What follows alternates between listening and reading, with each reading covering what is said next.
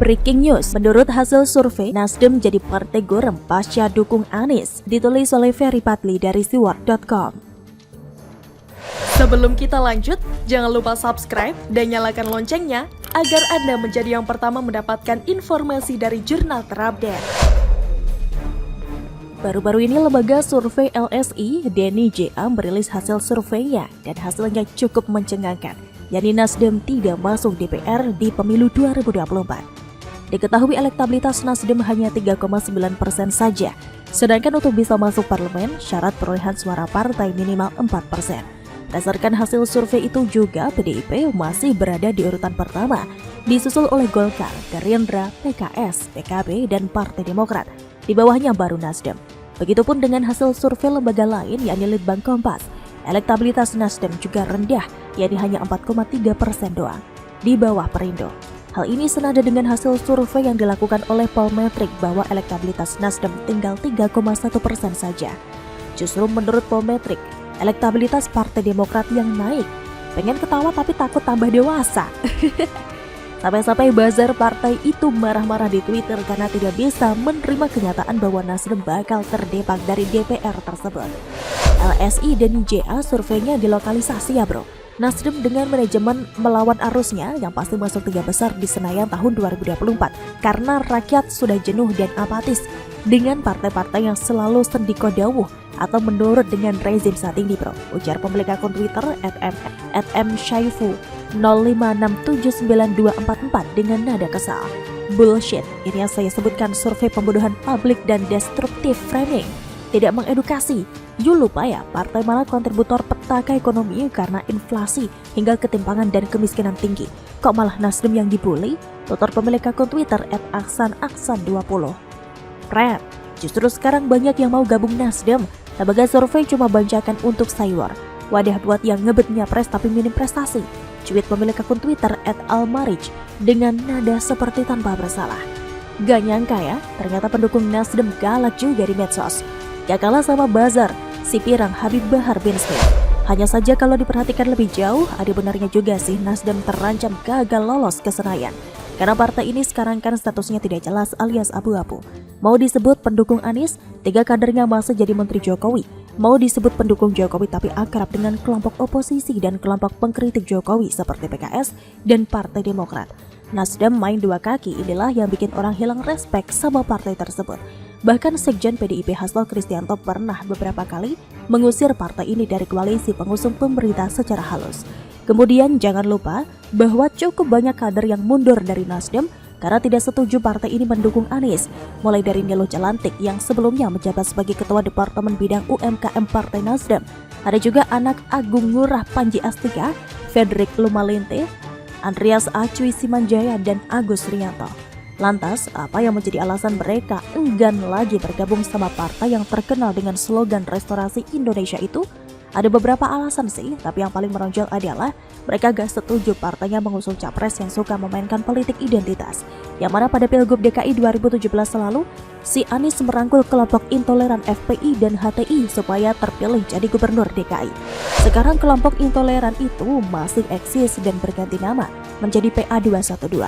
Dan masyurnya PA212 ini tidak lepas dari peran Anies memberi mereka panggung di Monas. Celakanya yang dilakukan oleh kelompok kadrun itu tidak ada manfaatnya sama sekali. Dikit-dikit demo, dikit-dikit minta sumbangan, dan dikit-dikit ngomongnya lengserkan Jokowi. Padahal jumlahnya hanya seuprit, gak lebih banyak dari jumlah sel sperma. Mereka gak sadar kalau mantan wali kota Solo itu didukung oleh 85 juta lebih rakyat Indonesia. Nah, karena sama-sama pendukung Anies, maka ada kemungkinan Bani Kadrun ini akan berkolaborasi dengan Nasdem ke depannya. Bisa jadi juga nanti Novel Bamukmin akan semakin sering tampil di Metro TV sebagai narasumber dalam rangka menaikkan citra Anies dan menjelek-jelekan Presiden Jokowi. Ini juga yang bikin orang semakin gak suka sama Nasdem. Dan jangan salah-salah, yang merebutkan suara kadrun pendukung Anies itu ada banyak Ferguso. Mulai dari PKS, Partai Demokrat, Partai Umat, Partai Pelita yang didirikan oleh Din Syamsuddin, serta Partai Masyumi Ribon yang didirikan oleh Ketua Koalisi Aksi Menyelamatkan Indonesia atau KAMI, Ahmad Yani. Padahal jelas salah satu tujuan Nasdem mendukung Anies supaya mendapatkan suara dari kelompok itu. Ternyata banyak juga partai yang memperebutkan suara mereka. Apes betul paloh, gara-gara salah dukung capres. Sebelum terlambat, masih ada waktu untuk mengusung AHY, akhir AHY. Bagaimana menurut Anda?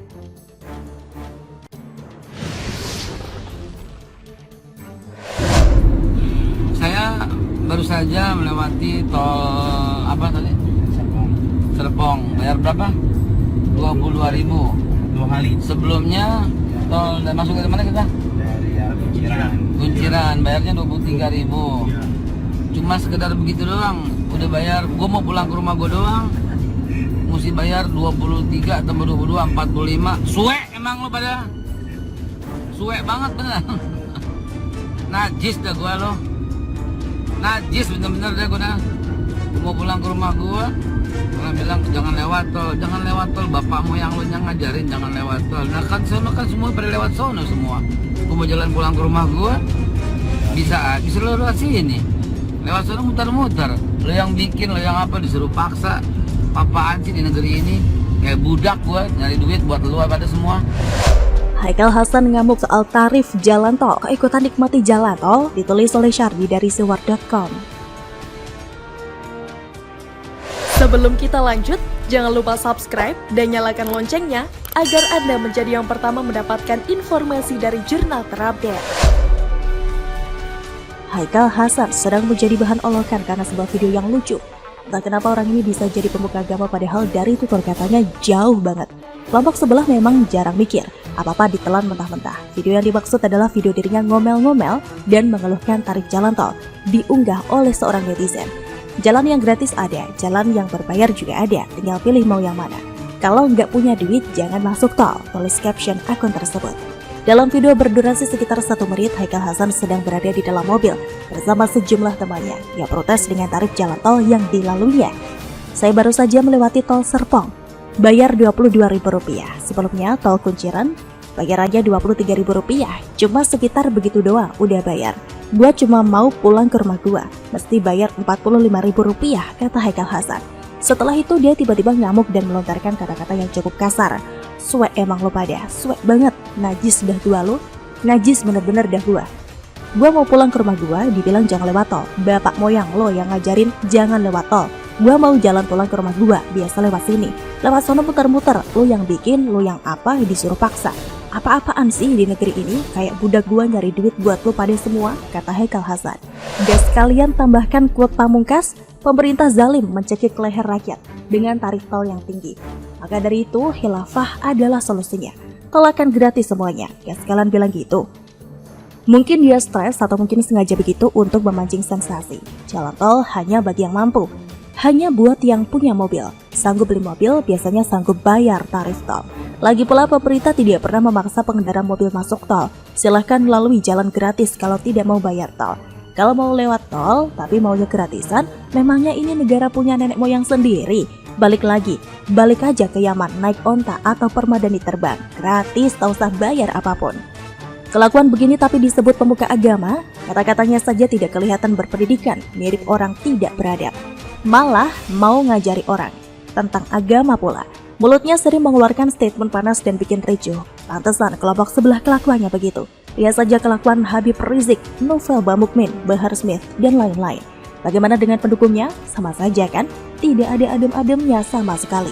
Yang lucunya lagi orang ini suka menyindir pemerintah. Apa-apa salah pemerintah. Kenapa pakai jalan tol?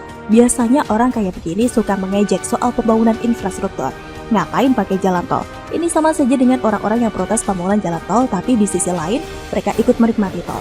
Ini namanya munafik, memaki tapi menikmati, menolak tapi diam-diam mau menikmati juga. Udah pakai jalan tol, komplain mahal, maunya gratisan gitu.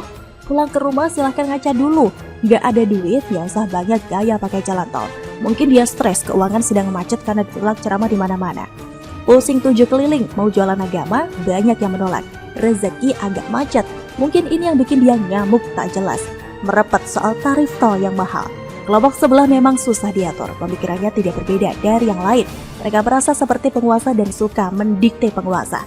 Bahkan mereka tidak malu meminta pemerintah turun dari jabatannya di setiap demo yang digelar.